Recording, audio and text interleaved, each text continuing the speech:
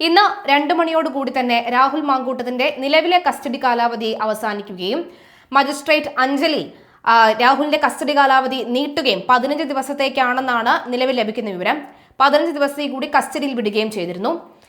Special ജയിലിലേക്ക് രാഹുൽ മാങ്കൂട്ടത്തിനെ മാറ്റുകയും ചെയ്തു. അതിനു മുൻപായിട്ട് രാഹുൽ മാങ്കൂട്ടത്തെ ഇപ്പോൾ പ്രത്യേകമായി തന്നെ പരിശോധിക്കാനായിട്ട് ആശുപത്രിയിൽ എത്തിച്ചപ്പോൾ ശാസ്തമംഗലം മജത്തിന്റെ ജൂനിയർ ആയിട്ടുള്ള അഭിഭാഷകൻ രാഹുൽ മാങ്കൂട്ടത്തോട് സംസാരിച്ചിരുന്നു. ആദ്യ ദിവസമൊക്കെ തന്നെ അഭിഭാഷകരോട് സംസാരിക്കേണ്ടതില്ല എന്ന് പറഞ്ഞിരുന്ന രാഹുൽ മാങ്കൂട്ടം കേസിലെ നിലവിലെ അപ്ഡേഷൻ അറിയാനായി രാഹുൽ മാങ്കൂട്ടം ഇപ്പോൾ ശാസ്തമംഗലം മജത്തിന്റെ ജൂനിയറിനോട് സംസാരിക്കുകയും അദ്ദേഹം പിന്നീട് മാധ്യമങ്ങളോട് പ്രതികരിക്കുകയും ഒക്കെ ചെയ്തിരുന്നു. അദ്ദേഹത്തിന് 2 മൊബൈൽ ഫോണുകളാണ് ഇപ്പോൾ കിട്ടിയത് എന്ന് പറയുന്നുണ്ടായിരുന്നു.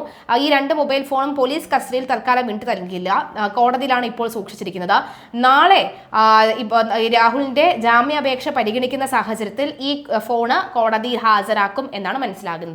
എന്തായാലും 3ാം ബലാത്സംഗ കേസിൽ കസ്റ്റഡി കാലാവധി പൂർത്തിയായ രാഹുൽ മാങ്കൂട്ടത്തിൽ വീണ്ടും ജയിലിലേക്ക്.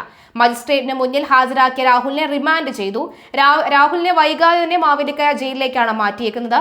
അതേസമയം രാഹുൽ നൽകിയ ജാമ്യാപേക്ഷ കോടതി നാളെ പരിഗണിക്കും. നേരത്തെ അന്വേഷണ സംഘത്തിന്റെ ചോദ്യം ചെയ്യലിനോട് രാഹുൽ പ്രതികരിച്ചിരുന്നില്ല. ഫോൺ പരിശോധിക്കുന്നതിന് പാസ്വേഡ് നൽകാനും രാഹുൽ തയ്യാറായിരുന്നില്ല. 3 ദിവസത്തേക്കാണ് രാഹുലിനെ അന്വേഷണ സംഘത്തിന്റെ കസ്റ്റഡിയിൽ വിട്ടിരുന്നത്. അതിജീവിതയെ ബലാത്സംഗം ചെയ്ത തിരുവല്ലയിലെ ഹോട്ടലിൽ എത്തിച്ച് രാഹുലുമായി അന്വേഷണ സംഘം തെളിവെടുപ്പ് നടത്തിയിരുന്നു. പരാതിക്കാരിക്കൊപ്പം ഇവിടെ എത്തിയിരുന്നുവെന്ന് രാഹുൽ സമ്മതിച്ചിട്ടുണ്ട്. അതിജീവിതയുടെ രഹസ്യമൊഴി രേഖപ്പെടുത്താനുള്ള നടപടിയും പുരോഗമിക്കുകയാണ്. അഭിഭാഷകന്റെ പ്രതികരണം നമുക്കൊന്ന് കേൾക്കാം, അതിനുശേഷമാക്കി. ഇന്ന് 2 മൊബൈൽ ഫോണുകൾ റിക്കവർ ചെയ്തു എന്ന് പറയുന്നു. അത് ഹാജരാക്കിയത് തിരികെ നാളെ കോടതിയിൽ തന്നെ ഹാജരാക്കണമെന്ന് നിർദ്ദേശിച്ച് കോടതി തിരിച്ചു കൊടുത്തിട്ടുണ്ട്. മറ്റു നടപടിക്രമങ്ങളൊന്നും ഒന്നും ഇന്ന് നടന്നിട്ടില്ല. എന്ന് വെച്ച് കഴിഞ്ഞാൽ ഇന്ന് കസ്റ്റഡിയിലെടുത്തു, തിരിച്ച് ഹാജരാക്കി, അത്രയും നടന്നിട്ടുള്ളൂ. ഇന്ന് പ്രത്യേകിച്ചൊന്നും പറഞ്ഞിട്ടില്ല. നാളെ ബെയിൽ ആപ്ലിക്കേഷൻ ആർഗ്യൂ ചെയ്യാനായിട്ട് വിശദമായിട്ട് ആർഗ്യുമെന്റിന് വേണ്ടി വെച്ചിരിക്കുകയാണ്. നാളെ senior councillor advocate Ajith Kumar Sasthamangalam അദ്ദേഹം വരും, വന്ന് വാദം പറയും. നാളത്തെ വാദം പറയട്ടെ, ഞങ്ങൾ അതിനു വേണ്ടിയിട്ടാണല്ലോ ശ്രമിക്കുന്നത്. തിരികെ കോടതിയിൽ തന്നെ ഹാജരാക്കാനായിട്ട്. ഇന്ന് വർക്കിംഗ് ഡേ അല്ലാത്തതുകൊണ്ട് നേരത്തെ കോടതി ഹാജരാക്കും. കഴിഞ്ഞ ദിവസം റിമാൻഡ് ചെയ്തു. 24-ാം തീയതി വരെയാണ് റിമാൻഡ് ചെയ്തിരിക്കുന്നത്. ആ റിമാൻഡ് പീരീഡ് വരെ കസ്റ്റഡി അവർ ആവശ്യപ്പെട്ടിട്ടില്ല. നിലവിലെ സാഹചര്യത്തിൽ നാളെ എന്ന ദിവസം രാഹുലിന് നിർണായകം തന്നെയാണ്. രാഹുൽ മാങ്കൂട്ടത്തിന് ജാമ്യം ലഭിക്കാനുള്ള സാധ്യത ഏറെ കൂടുതലാണെന്ന് പറയുന്നുണ്ട്. ഇന്ന് പുലർച്ചയോടുകൂടി അഭിഭാഷക കേരളത്തിൽ എത്തുമോ എന്നടക്കമുള്ള സംശയവുമുണ്ട്. അങ്ങനെ എത്തിക്കഴിഞ്ഞാൽ മാത്രമേ ഈ കേസിൽ എന്തെങ്കിലും ട്വിസ്റ്റ് സംഭവിക്കുകയുള്ളൂ. മാത്രമല്ല, നിർണായക തെളിവുകൾ പ്രത്യേകിച്ചൊന്നും തന്നെ ലഭിച്ചിട്ടില്ല എന്ന് പറയുന്നു. മാത്രമല്ല, പരാതിക്കാരിയാണ് ഈ റൂം ബുക്ക് ചെയ്തത്. പരാതിക്കാരി ബുക്ക് ചെയ്ത റൂമിലേക്ക് രാഹുൽ മാങ്കൂട്ടം വരികയായിരുന്നു. അതിൽ രാഹുൽ BR എന്ന പേരും എഴുതിയിട്ടുണ്ടായിരുന്നു.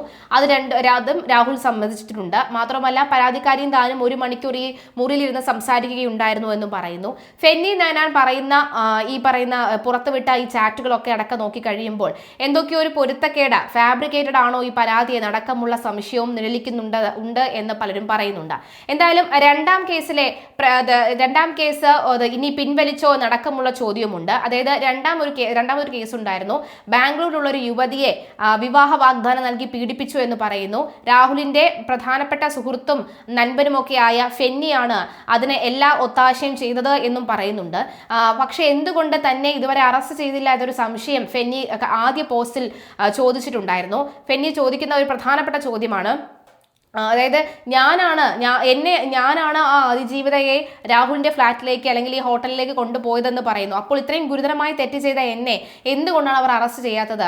അല്ല, പ്രത്യേകിച്ച് പോലീസ് എന്നോട് സ്നേഹമോ മമതയോ ഉള്ളത് കൊണ്ടല്ലല്ലോ, കാരണം തെളിവില്ലാത്തത് കൊണ്ടാണ് എന്ന് പറയുന്നു. എൻ്റെ ജീവിതത്തിൽ എനിക്കറിയാം ഞാൻ അങ്ങനെ ഒരു തെറ്റ് ചെയ്തിട്ടില്ല എന്ന് 100% ഉറപ്പ് ഞാൻ എവിടെ വേണമെങ്കിലും വന്ന് പറയാം. അപ്പോൾ അങ്ങനെ ഒരു തെളിവില്ലാത്തത് കൊണ്ട് തന്നെയാണ് ആ ഒരു കേസിൽ എന്നെ അറസ്റ്റ് ചെയ്യാതിരുന്നത് എന്നുള്ളത്. അപ്പോൾ ചോദ്യം ഉയരുകയാണ്. കഴിഞ്ഞ ദിവസം തന്നെ സമൂഹ മാധ്യമങ്ങളിൽ പല വീഡിയോസിലും കണ്ടിരുന്നു.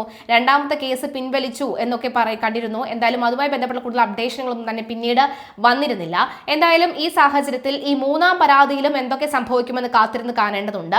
ഈ പറയുന്ന പോലെ തന്നെ തെളിവുകളുടെ അഭാവം ഉള്ളത് കൊണ്ട് തന്നെ കേസിൽ കുറ്റപത്രം സമർപ്പിക്കാനായി കഴിഞ്ഞ ദിവസം തന്നെ കോടതി പറഞ്ഞിരുന്നു. കഴിഞ്ഞ ദിവസം കോടതിയിൽ ഹാജരാക്കിയിട്ടുണ്ടോ ഇല്ലേ എന്നുള്ള വ്യക്തതയില്ല. ഇനി നാളെ കോടതിയിൽ ഹാജരാക്കിയാൽ മാത്രമേ ഈ ജാമ്യാപേക്ഷയുമായി ബന്ധപ്പെട്ടുള്ള വാദം നടക്കുമ്പോൾ എന്തൊക്കെയായിരിക്കും സംഭവിക്കാൻ പോകുന്ന അറിയാൻ സാധിക്കുകയുള്ളൂ. നിലവിൽ ഏതായാലും രാഹുലിന് ജാമ്യം ലഭിക്കാനുള്ള സാധ്യതയുണ്ട് എന്നാണ് ഈ ശാസ്തമംഗലം മസ്ജിദ് അടക്കമുള്ളവർ പറയുന്നത്. കണ്ടിരുന്ന നമുക്ക് മനസ്സിലാക്കാം എന്തായിരിക്കും നീക്കമെന്ന്. ഏതായാലും രാഹുലിന്റെ MLA സ്ഥാനം തൽക്കാലം തെറിക്കില്ല എന്നാണ് മനസ്സിലാകുന്നത്. നിയമസഭയിൽ നിന്നും രാഹുലിനെ മാറ്റിക്കഴിഞ്ഞാൽ മുകേഷും ഗണേഷും ഒക്കെ ഇരിക്കുന്ന ഈ ഒരു ഘട്ടത്തിൽ അത് വലിയ ചോദ്യചിഹ്നമായി മാറാനുള്ള സാധ്യതയുണ്ട് എന്നും പറയുന്നുണ്ട്. അതുകൊണ്ട് തന്നെ കേസ് വഴിത്തിരിവിലേക്ക് കടക്കുമോ അല്ലെങ്കിൽ കേസ് വീണ്ടും തള്ളാനുള്ള സാധ്യതയുണ്ടോ നടക്കാനുള്ള കാര്യം വരും മണിക്കൂറിൽ നമുക്ക് കാത്തിരുന്ന് കാണാം.